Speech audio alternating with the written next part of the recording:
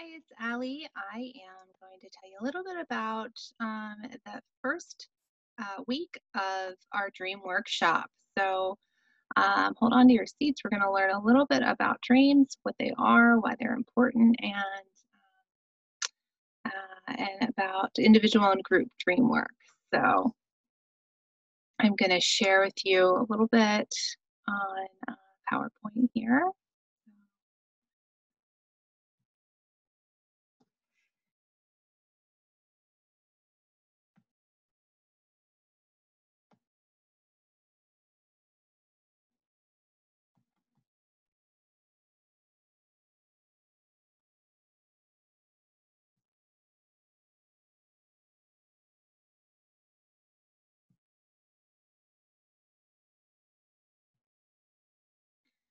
All right, what in the world is dream work?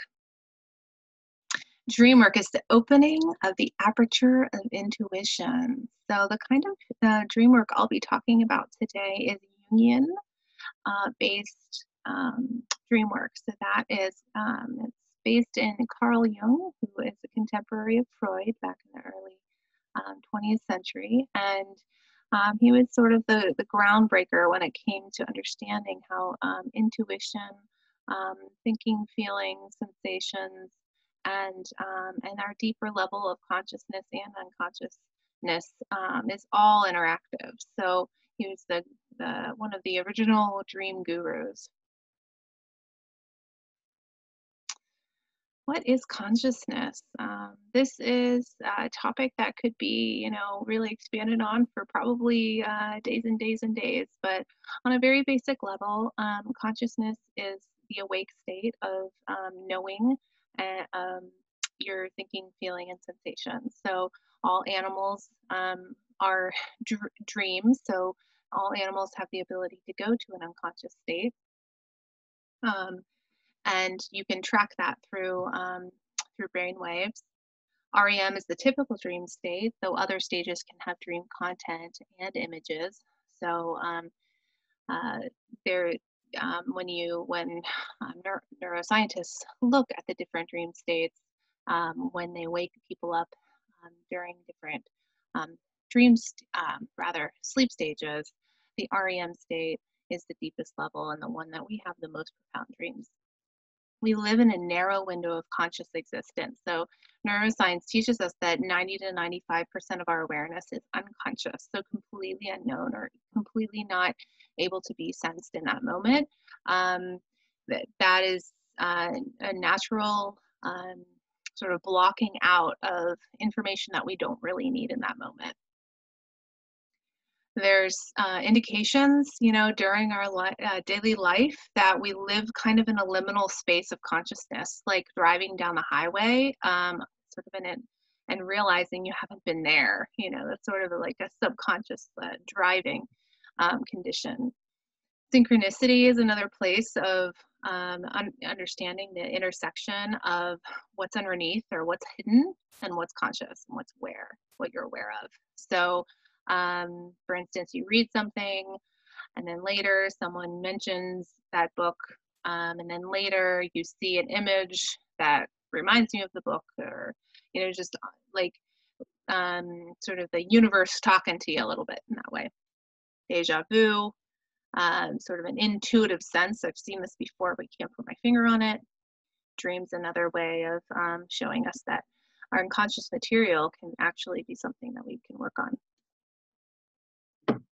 So why do we dream? To consolidate information. Our brains are absolutely reliant on sleep to move short-term memory to long-term memory. So we have a 90-minute limit of attention. That's pretty much what a sleep cycle is. So, during the day, you want to get up from your desk after working for 90 minutes, or else, you really have a hard time focusing. Same kind of thing with the sleep cycle, that you move to all the different sleep stages to an REM state, then you start all over again. It's the way our brains are so cyclical in that way. We also dream to create narratives. We are a storytelling humanity from the very basis of who we are as humans. uh, that is um, one truth across all cultures and all across all time, that we have been creating stories, and our brains naturally do that. Toko Turner, one of my favorite dream gurus, contemporaries, she says that we would not survive without story. And if you sort of pause to think about that, it's true. An example of a story that is over time and space is Little Red Riding Hood, or something similar to this. That title is one that we in the Western world know, but um, if you think about the innocent hero, these are archetypes. The quest, color symbolism, these are all parts of the story. Appearance versus reality, so the wolf being, two different kind of um, beings. Those four items, those four archetypes within a story can be seen in other cultures across time and space. Um, and so, you know, uh, you can read about Native peoples having a Little Red Riding Hood story in oral history throughout uh, throughout the world. It's just one example. There's countless. So the types of unconsciousness, we have the personal, individual, unconscious, and then we have the collective unconscious. So the personal is, for instance, if you have a dream and you have, sorry for my, I think it's giving me a problem here. So we have a dream about a boyfriend or something from your first year in high school, and you start thinking, what does that mean that he keeps coming up in my dreams? Well, that personal unconscious would be, what do you relate to that particular boyfriend? Was he a particularly wonderful, wonderful boyfriend, or was he a really terrible boyfriend? And as an example. So let's just pretend he was a really, really wonderful one. So you have really positive emotions associated with him. So there is that level of personal unconscious that is speaking to you in the dream about that relationship. Okay, so if it were a different boyfriend along the line, that would be different. So that's a personal one. Your associations. The collective unconscious is a collective universal association. So linking back to the archetypes of the innocent hero, or good versus evil. I mentioned some here: the orphan, the sage, the hero, the heroine. These are all important um, archetypes that have that it's part of the unconscious mind, and it's derived from ancestral memory and experience. It's common throughout humankind, independent of time and culture. They can manifest in other forms like earth as mother, water as source, or wind as freedom, kind of those values. So the collective unconscious is responsible for those values. So that's the reason why we as humans understand right and wrong, and can see that at a very, very young age, within the first 6 months of age. Studies show that children understand that. Fairness and morals and spirituality is based out of our collective unconscious, universal symbolism. There is some research on the microbiome, so this is interesting, on genetic consciousness. So the ancestral part of this is really one of those things that there's tons of potential in research as to why there's connections over time and space like this. It could be actually based on, in part, due to our microbiome. So when we adjust our microbiome, consciousness can actually be shifted. So is Dreamwork sacred? We are honoring our collective nature when we do Dreamwork. It is related to cosmic truth, or cosmic understanding of humanity, and that alone brings a sacred nature to it. I alone must become myself. I cannot become myself alone. Pittman, Pittman McGee. This is an example of different types of archetypes. We'll go more into each one and different ones we have associations with here in Western culture. But in general, these are across time and space. You'll see these in every culture that has symbolism from the beginning of humanity, and they have different values associated with each. So the dream work process, so there's 10 assumptions of dream work, okay? So these are really important. All dreams come in the service of health and wholeness. So that's really important as a guiding post as you are working on your own dreams. So you may have repeated really negative dreams, or you may have even dreams that you feel like predict something bad was going to happen or something along those lines. Just remember and bring that back to all dreams come in the service of health and wholeness. No dream comes to tell a dreamer what they already know. This is very important to understand if you have repeated dreams, especially, that if you have the same dream over and over, it means that dream wisdom, your inner dream wisdom, is knocking on your door and that you need to listen to it. It's not because your brain short-circuited and you can't dream anymore with different images. It's because you need to know what's going on here and that there is something for you to learn. Only the dreamer can say with any certainty what meanings their dream may hold. So this is extremely important to understand the value and ethics associated with dream work. That's also the sacred nature of what we do when we do dreams is that we don't tell people what their dream may mean. We don't even interpret dreams for other people. The dreamer's aha of recognition is a function of previously unconscious memory and is the only reliable touchstone of dream work.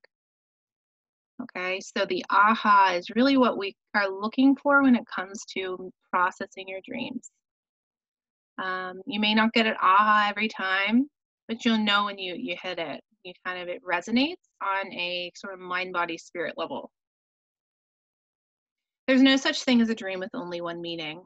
Kind of goes with that personal and collective unconscious. There's tons of meaning. There's tons of layers. One dream can be worked in many different ways. And really, there's no end to dream work of a dream. It's just a fake ending that we just prescribe to the moment, typically. All dreams speak a universal language of metaphor and symbol that goes along with the collective, and it's universal. So if you were to go, across the ocean and speak another language miraculously in a different culture, and you talk in, specifically in the metaphor and symbol of that dream, then you are that dream can be worked just as it can over here. All dreams reflect inborn creativity and ability to face and solve life problems. So it's showing you that you have the ability to change and transform and grow. All dreams reflect society as a whole, as well as the dreamer's relationship to it. Again, that personal and collective nature that we work with. Working with dreams regularly improves relationships with friends, lovers, partners, parents, children, others. Again, this is not really associated with you doing, making them change. This is you reflecting on what needs to change in your life, what dream wisdom has to say about what shifts have to happen. I have personally seen this in dream work. That's partly why I love it so much. It can be absolutely transformative in tiny ways and in huge ways. Working with dreams in groups builds community, intimacy, support, and begins to impact the society as a whole. I love that so much too. Group dream work can be so incredibly fruitful. Just the awareness that you are not alone, that we all share these sort of universal worries and fears and concerns and joys, and it's a way to feel supported in that journey. So how to do individual dream work. So you want to set up your dream station, and we can talk more about that next time as to how people are starting to write down their dreams. Some people use their phone and their notes generally next to their bedside. I like to keep a blank journal, either open to a blank page or has the pen right there ready to go in that page. And I just turn over, eyes are still closed, it's still dark, I don't turn on the light, and I just freehand start writing the dream from the moment I'm awake. Um, and that semi-awake state is the perfect time to really try to get down everything that you can remember. So you want to um, write your dream right away. You don't want to get up to the bathroom. You don't want to um, uh, really change your position in bed. Sit up, you know, grab a pen and, which journal do I want to use? No, don't want to do that. You want to just get it down as fast as you can. Some people I know dictate their dreams. If your phone can have that really quick way, so you don't really have to search screens and think at all, then that may be helpful for you to do. I like to have an intention before bed. So if I want to move into my dream wisdom and be, especially if I have a question or something's bothering me in life, be really small um, or big, um, and I just sort of want to work it out. Um, use your dream wisdom, and this is the beginning of you creating a relationship with your dream work. So um, and I believe that um, the relationship with your dream wisdom can be one of your most significant relationships in your life if you foster it. So having an intention before bed, some folks, if they're really kind of desperate, they'll write it down and say, for instance, I am dream wisdom, give me some guidance in my relationship with XYZ, or what do I need to know about this event that's coming up? Or what do I need to know about the growth phase that I'm moving into right now? Um, Typically having an open-ended intention like that, not tell me if I'll win the lottery. Because dream wisdom will, you know, the thing about dream wisdom, again, speaks in symbols and metaphor. You're going to get a riddle back if you really are pushing it when it comes to real uh, black white kind of questions. So the recording of a dream, I went over that briefly. You want to do your dream mapping, and I will offer a handout about all the different steps to map your dream. So once you have that scribbled down, as I do, or dictated, you'll want to go back and rewrite the dream. You title it, you date it, you write it with a beginning, middle, end. And you include the characters, you include feelings, you include objects, you really reflect on what I was feeling during, middle, after I woke up is really important. So um, this mapping process is part of sort of deconstructing the dream, making it in a concrete whole that we can work with. And then you want to engage the right brain. So move into your day. So say you wake up, you have a dream, you scribble it down. You go into your coffee or whatever, you start, get your kids on the bus or whatever it is. And then you have, 10 minutes before work, you know what, I'm going to rewrite my dream. You rewrite your dream. And then, there's a right brain part of your brain that's that is ready and kind of at the ready when you do dream work. So if you're thinking about this dream, move into your day with the associations and the images, and sort of again with that aperture model. If you move into your day with an openness to experience, dream wisdom will come back at you in sometimes really kind of funny ways. I've had dreams where I wake up, I work the dream, and I kind of move into my day with kind of that dream on me, in my psyche in some way. And, turn on the radio, and the first thing out of the radio is the last line of my dream or something along those lines. I mean, it's just that synchronicity. So, excuse me, right brain is primed for synchronicity, for images, for feelings, for intuition. So, move into your days as you're doing dream work, as you're thinking about your dream, using your right brain. Group dream work is, an important part of what I do, because as we were saying earlier, it's essential to the feelings of connection and um, and and growth that can happen in a collective environment.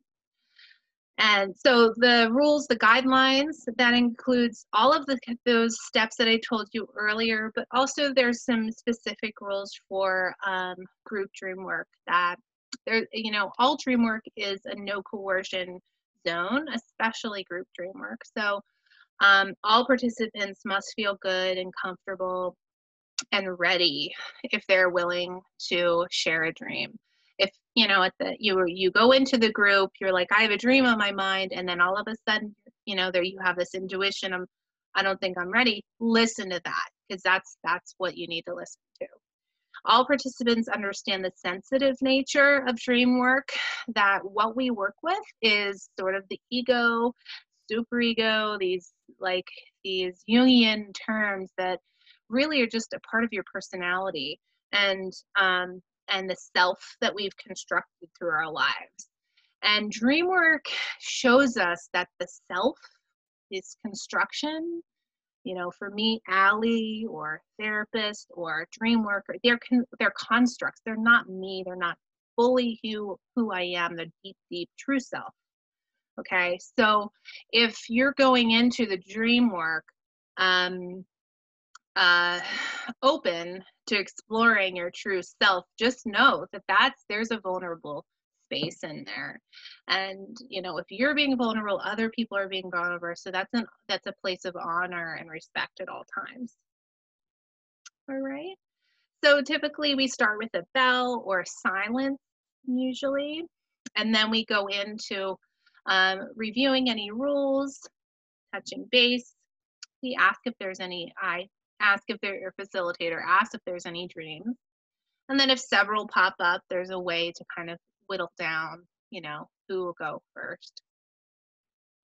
And then the dreamer shares the dream in the sort of the way that they either remember it or they've written it down, with any pertinent information. And the way they say it is they use the first person present. So I am going grocery shopping and I run into after the dream is shared, the participants talk about or ask questions for clarification. What color was this? And what did you say about that again? And the clarification questions, no interpretation or any of that, but just, clear up anything that may have thought. All right, at this point, the group certainly can take notes. All right. And then the facilitator asks the dreamer if they'd like to offer the dream to the group to be worked on. Okay. And so this gives the dreamer the ability to say, okay, I'm ready for the dream to be given. And so at that point, the dreamer gives the dream to the group and then withdraws and is silent. If we were in a circle, they would turn their back or turn to the side and they're kind of away from the group, physically. Um, and so at that point, we, as workers, we are projecting onto the dream. So we use the phrase, in my dream, when I go grocery shopping, I'm looking for blah. Or in my dream, when I run into so and so, I feel this. Or in my dream, I was really confused when this happened. So we use projections. We start with in my dream. Okay. So then we work the dream over time, and then during that time, the dreamer, sort of who's silent during that time is writing down notes, listening for those aha moments of that hits a bell, or sometimes you don't even know why, but your body reacts in some way, and then eventually sort of the energy is diffused, and the facilitator chooses to end the discussion and ask the dreamer to come back into the group. At that point, the dream is given back to the dreamer, and we are able to ask the dreamer if they would like to share. They do not need to or say anything about their aha or not having an aha, but their experience, they're able to share, and the rest of the workers just sit there and thank them, thank the dreamer for their dream. All right. All right. So if there's any other questions, please, send me an email and keep in touch. And we are starting on a roll. We will start our actual group Dreamwork on our workshop next week. And I hope this was really helpful for you. And we'll see you soon.